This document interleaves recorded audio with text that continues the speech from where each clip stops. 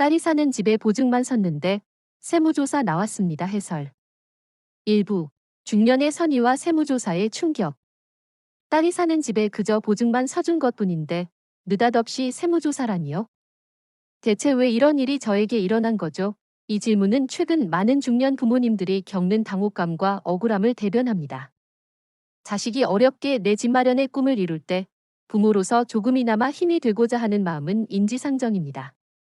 특히나 힘든 시기를 겪는 자녀를 위해 보증을 서주는 것은 부모의 당연한 도리이자 사랑의 표현이라 생각했을 것입니다. 그런데 이러한 순수한 선의가 갑작스러운 세무조사라는 날벼락으로 돌아올 줄은 꿈에도 생각지 못했을 것입니다. 우리는 평생을 성실하게 살아왔습니다. 젊은 시절부터 한 푼 두 푼 아껴가며 자녀들을 키우고 그들이 사회에 나가 제 몫을 다하며 살아가기를 바랐습니다. 자녀가 독립하여 자신만의 보금자리를 마련하는 모습은 부모에게 더할 나위 없는 기쁨이자 보람입니다. 그 과정에서 혹시라도 자녀가 힘들어할까 봐 조금이라도 도움이 되고자 하는 마음은 그 어떤 계산도 없는 순수한 사랑에서 비롯됩니다.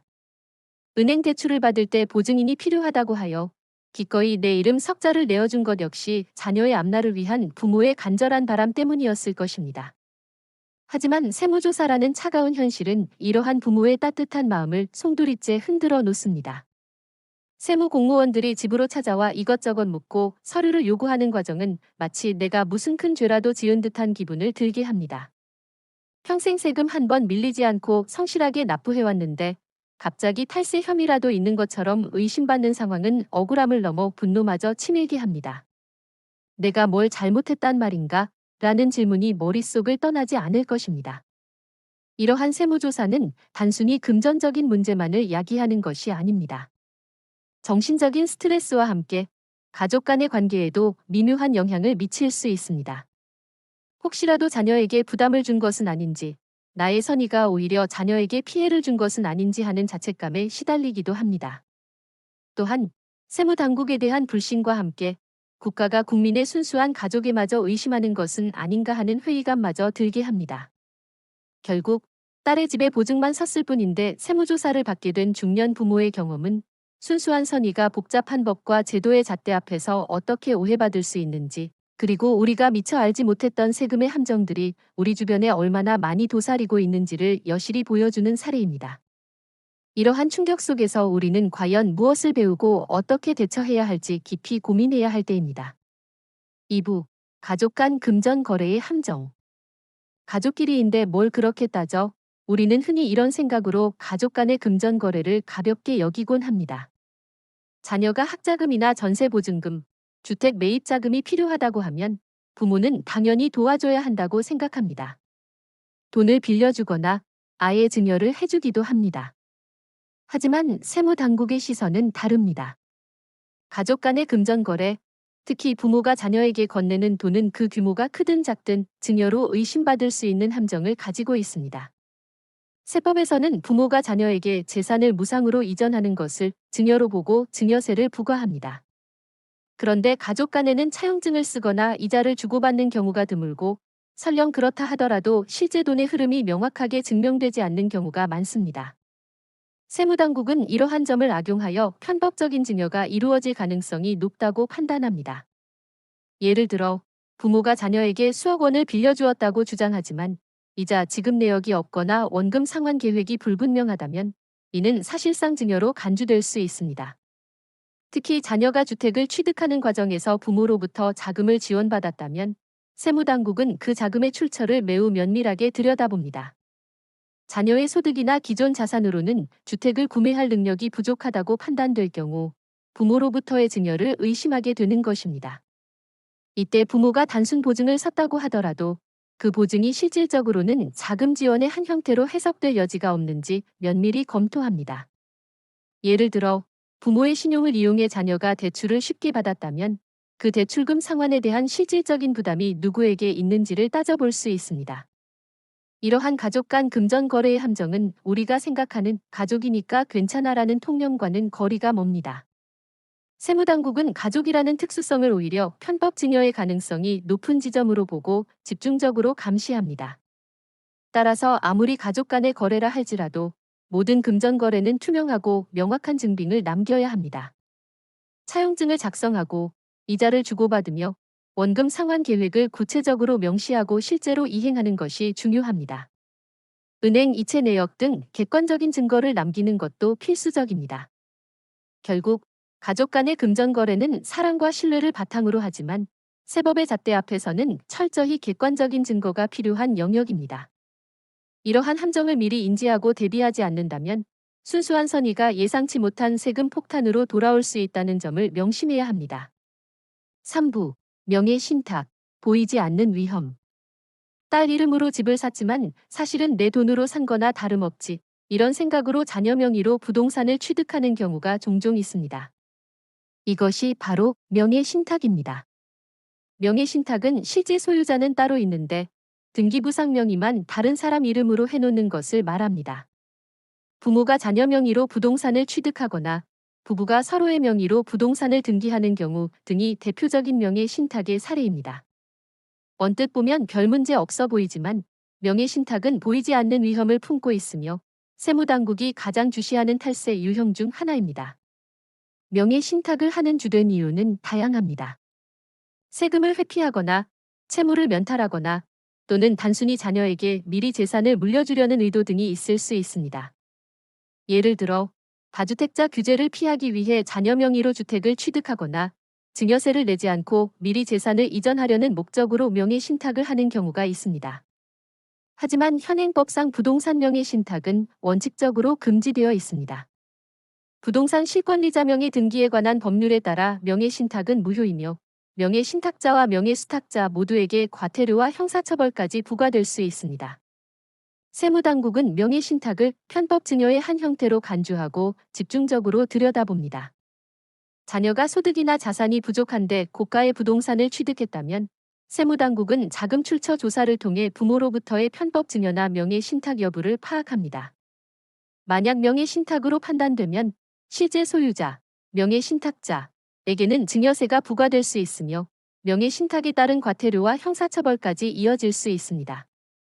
심지어 명예 신탁된 부동산 자체도 국가에 귀속될 위험이 있습니다.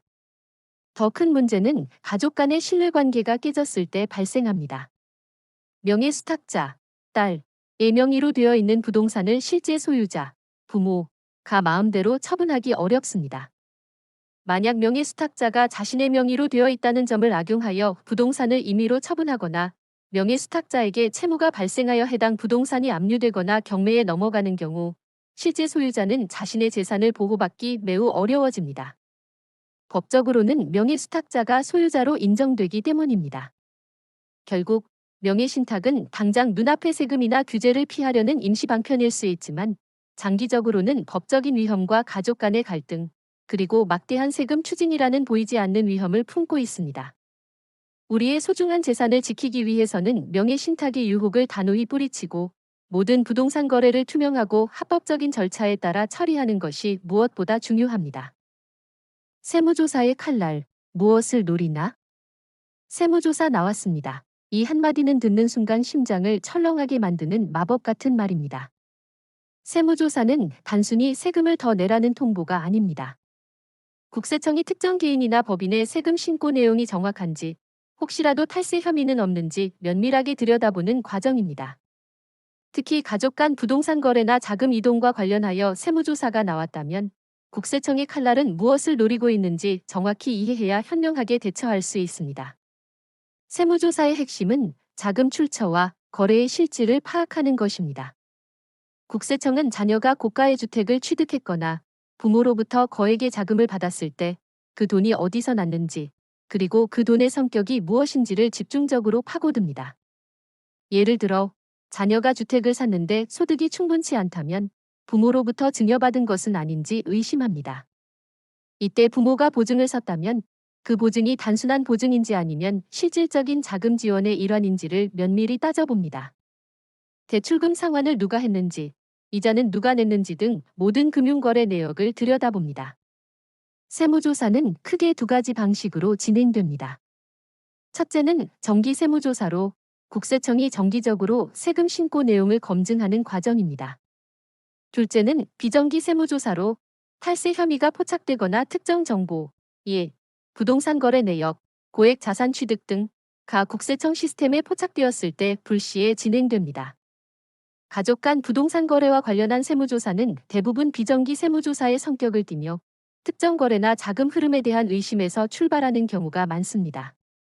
조사 과정에서는 납세자의 금융계좌 내역, 부동산 등기부 등본, 소득 증빙 자료, 그리고 가족 간의 모든 금전거래 내역 등을 요구합니다. 심지어는 가족 구성원들의 통화 내역이나 메시지 기록까지 들여다볼 수 있습니다. 이 모든 자료를 바탕으로 국세청은 납세자의 주장이 사실인지 아니면 편법적인 증여나 명의 신탁이 있었는지를 판단합니다. 만약 세무당국의 판단과 납세자의 주장이 다르다면 과세 예고 통보를 하고 납세자는 이에 대해 소명하거나 불복 절차를 밟아야 합니다. 세무조사는 결코 가볍게 여길 문제가 아닙니다. 국세청의 칼날은 매우 날카롭고 그들의 조사 능력은 상상을 초월합니다. 따라서 세무조사가 시작되었다면 당황하지 않고 전문가의 도움을 받아 침착하게 대응하는 것이 중요합니다. 국세청의 칼날이 무엇을 노리는지 정확히 이해하고 그에 맞는 방어 전략을 세워야만 우리의 재산을 지킬 수 있습니다. 5부. 예방이 최선, 현명한 대처법. 세무조사 나왔습니다. 라는 충격적인 통보를 받기 전에 그리고 혹시라도 이미 조사가 시작되었다면 현명하게 대처하는 것이 무엇보다 중요합니다. 세무조사는 피할 수 있다면 피하는 것이 가장 좋고 만약 피할 수 없다면 최소한의 피해로 마무리하는 것이 목표가 되어야 합니다.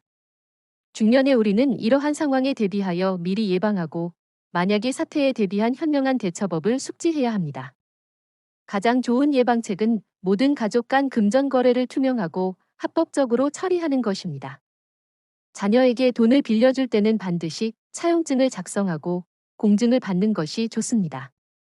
차용증에는 빌려주는 금액, 이자율, 상환 기간, 상환 방법 등을 구체적으로 명시해야 합니다. 그리고 약속한 대로 이자를 주고받고 원금을 상환하는 내역을 은행 이체 등을 통해 명확하게 남겨야 합니다. 이자율은 법정 최고 이자율 범위 내에서 정하고 실제 이자가 오고 갔다는 증빙을 철저히 준비해야 합니다. 만약 증여를 할 생각이라면 법정 증여세 면제 한도, 성인 자녀에게 10년간 5천만 원을 초과하는 금액에 대해서는 반드시 증여세 신고를 해야 합니다. 세금을 내더라도 나중에 더 큰 불이익을 당하는 것보다 훨씬 안전합니다. 다음으로 자금 출처에 대한 명확한 소명 자료를 미리 준비하는 습관을 들이는 것이 중요합니다. 자녀가 주택을 취득하거나 고액의 자산을 형성할 때 그 자금이 자신의 소득이나 기존 자산으로 충분히 설명될 수 있도록 관련 자료, 근로소득 원천징 수영수증, 사업소득 증빙, 예금 통장 내역, 주식거래 내역 등을 잘 보관해야 합니다. 부모로부터의 자금 지원이 있었다면 그것이 차용인지 증여인지에 대한 객관적인 증빙 자료를 철저히 갖춰야 합니다. 만약 이미 세무조사가 시작되었다면 당황하지 말고 전문가의 도움을 받는 것이 가장 중요합니다. 세무사나 변호사 등 세무 전문 지식을 갖춘 이들의 조언을 받아 대응해야 합니다. 국세청의 요구 자료에 대해 성실하게 임하되 모든 자료 제출 전에는 반드시 전문가와 상의하여 불리하게 작용할 수 있는 부분은 없는지 검토해야 합니다. 불필요한 진술이나 자료 제출은 오히려 상황을 악화시킬 수 있습니다. 전문가와 함께 조사관의 질문 의도를 파악하고 논리적이고 객관적인 자료를 바탕으로 소명하는 것이 중요합니다. 마지막으로 명예 신탁은 절대 금물입니다. 아무리 가족 간이라도 명예 신탁은 불법이며 나중에 더 큰 법적, 세금적 문제를 야기할 수 있습니다. 모든 부동산 거래는 실제 소유자 명의로 하고 자금 흐름을 투명하게 공개하는 것이 현명한 선택입니다. 예방이 최선이라는 말처럼 미리 대비하고 현명하게 대처하는 지혜가 우리의 재산과 마음의 평화를 지켜줄 것입니다. 6부. 가족 간 신뢰와 법의 테두리. 가족은 서로 믿고 도와야 하는 것 아니겠습니까? 우리는 평생 가족이라는 울타리 안에서 사랑과 신뢰를 주고받으며 살아왔습니다. 자녀가 어려움에 처했을 때 기꺼이 손을 내밀어주는 것은 부모의 본능이자 가장 아름다운 미덕입니다. 하지만 이러한 순수한 가족 간의 사랑과 신뢰도 때로는 복잡한 법과 제도의 테두리 안에서 현명하게 처리되어야 한다는 냉정한 현실을 직시할 필요가 있습니다. 딸의 집에 보증만 섰는데 세무조사를 받은 경험은 바로 이 지점을 우리에게 일깨워줍니다. 가족 간의 금전 거래나 부동산 명의는 단순히 믿음만으로 해결될 수 없는 영역이 되었습니다. 세법은 실질과세의 원칙을 강조합니다. 즉, 겉으로 보이는 형식보다는 그 거래의 실질적인 내용과 경제적 효과를 따져 세금을 부과하겠다는 것입니다. 부모가 자녀에게 돈을 주었다면 그것이 차용의 형식이라 할지라도 실질적으로는 증여에 해당한다고 판단되면 증여세가 부과될 수 있습니다. 마찬가지로 자녀 명의로 부동산을 취득했더라도 실제 자금을 댄 사람이 부모라면 명예신탁으로 간주되어 법적인 제재를 받을 수 있습니다. 이러한 법의 테두리는 단순히 세금을 더 걷기 위한 장치라기보다는 사회 전체의 공정성과 투명성을 유지하기 위한 최소한의 약속입니다. 만약 가족이라는 이유로 모든 법적 의무가 면제된다면 이는 사회 전체의 조세 정의를 해치고 불공평한 부의 이전을 조장할 수 있기 때문입니다. 따라서 우리는 가족 간의 사랑과 신뢰를 소중히 여기면서도 동시에 법이 정한 규칙을 존중하고 그 안에서 행동하는 지혜가 필요합니다. 장기적인 관점에서 볼 때 투명하고 합법적인 절차를 통해 재산을 이전하거나 자금을 지원하는 것이 결국 가족 모두에게 이롭습니다. 당장 눈앞의 세금을 아끼려다 나중에 더 큰 세금 폭탄을 맞거나 법적인 문제에 휘말리는 것보다 처음부터 정당한 절차를 밟는 것이 훨씬 안전하고 현명합니다. 이는 단순히 세금을 아끼는 문제를 넘어 가족 구성원 간의 신뢰를 더욱 굳건히 하고 불필요한 오해나 갈등을 예방하는 길이기도 합니다. 결국 딸이 사는 집에 보증만 섰는데 세무조사 나왔습니다라는 경험은 우리에게 가족 간의 사랑과 법의 테두리 사이에서 균형을 잡는 법을 가르쳐 줍니다. 순수한 마음으로 가족을 돕고자 하는 선의는 변함없이 소중하지만 그 선의가 법적인 문제로 이어지지 않도록 미리 공부하고 대비하며 필요할 때는 전문가의 도움을 받는 현명한 자세가 필요합니다.